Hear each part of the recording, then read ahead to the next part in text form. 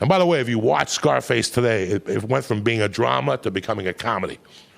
Does that ever happen to you? Like after 20 years, a movie goes from a drama to a comedy. The other night it was on one of those Spike with the fucking, you know, when they change the words around, you know, you fucking fly, you know, whatever the fuck. And this is a great scene. Watch this. This is a fucking great scene. And you've watched the movie 1,000 times and missed this. He's in his room. It's towards the end. The Colombians are coming. And he's cutting the coke with his hands or something, right? And all of a sudden he sits back. He sticks his face in the pile. And he sits back and he looks around the room and he goes, all right, I gotta get organized.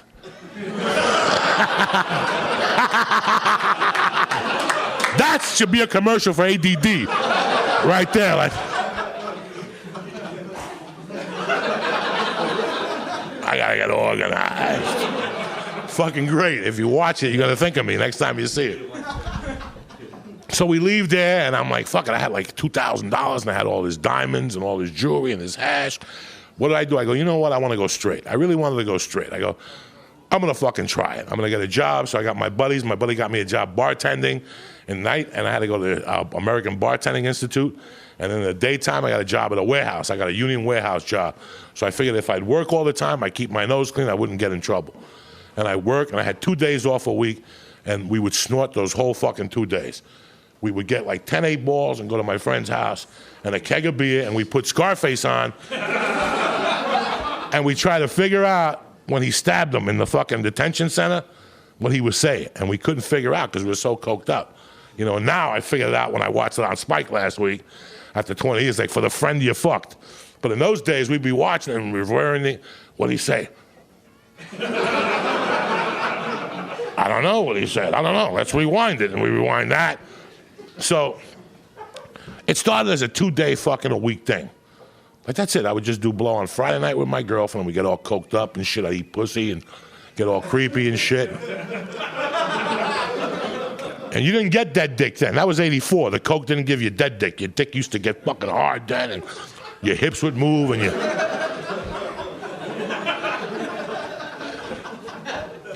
And, you know, first I lost the day job because I couldn't, you know, get up to go to the fucking day job. I'd bartend till 1 and I'd snort till 6. Why go to work at 8? That's not going to happen.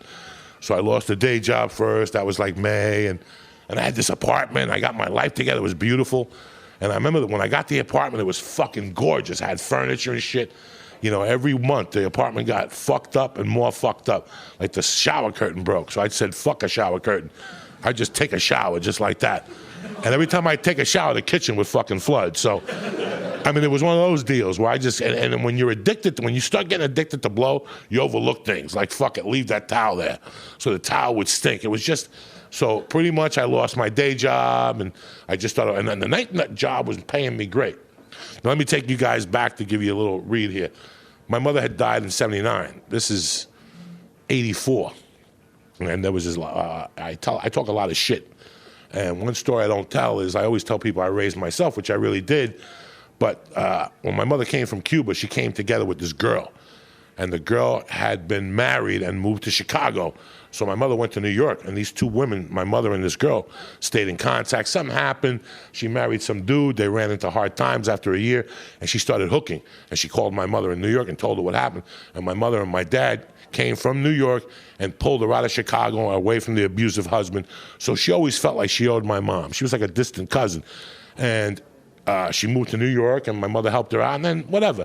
When I was a kid, before my mom went out in the daytime, we'd always stop at this lady's house. Her name was Zoraida, and she lived on 113th and 5th Avenue. This is the mouth of Central Park, the beginning of Spanish Harlem. This was a shoot-'em-up type of neighborhood. She lived over a fucking bodega, but she was like a multi-millionaire from selling heroin all those years. And I didn't fucking know this. My mother would take me up there. Like, that's not where she lived. It was her spot. But she lived like fucking in Long Island out there with white people dressing in white and smoking cigarettes and shit. I mean, this lady was a bad motherfucker. And I didn't know at the time. I didn't know what she did. I'd go over there and she'd give me like $20 and I'd kiss her. And then, you know, I got to meet her as I got older.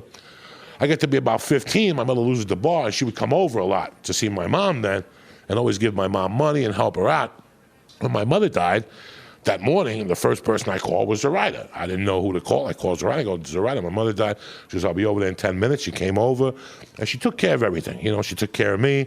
And the last night at the wake, I was sitting there looking at the casket, and she came over, and she was saying something to my mother in the casket.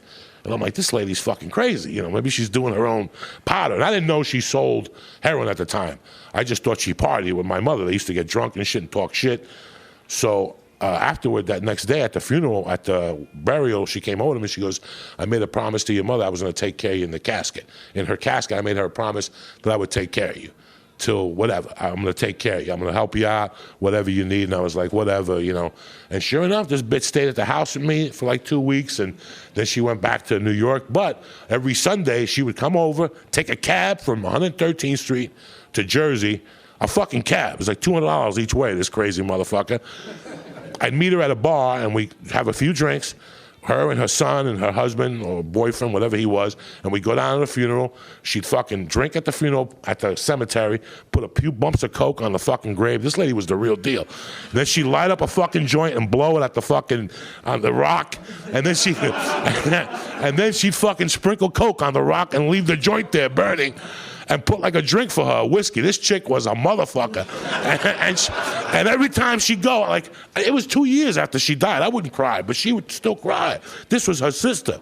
And she would give me like $200 and like, you know, weed. I would always say, bring me weed from Harlem. And she would bring me like a little nickel bag in those days. And she would ask me, you don't do coke or drugs? And I would always lie to her, no. One day I got into a bind and I called her for money. She goes, come on over. And when I went over, I seen the coke scales and shit. And I said, you know, maybe I could sell some coke for you once in a while.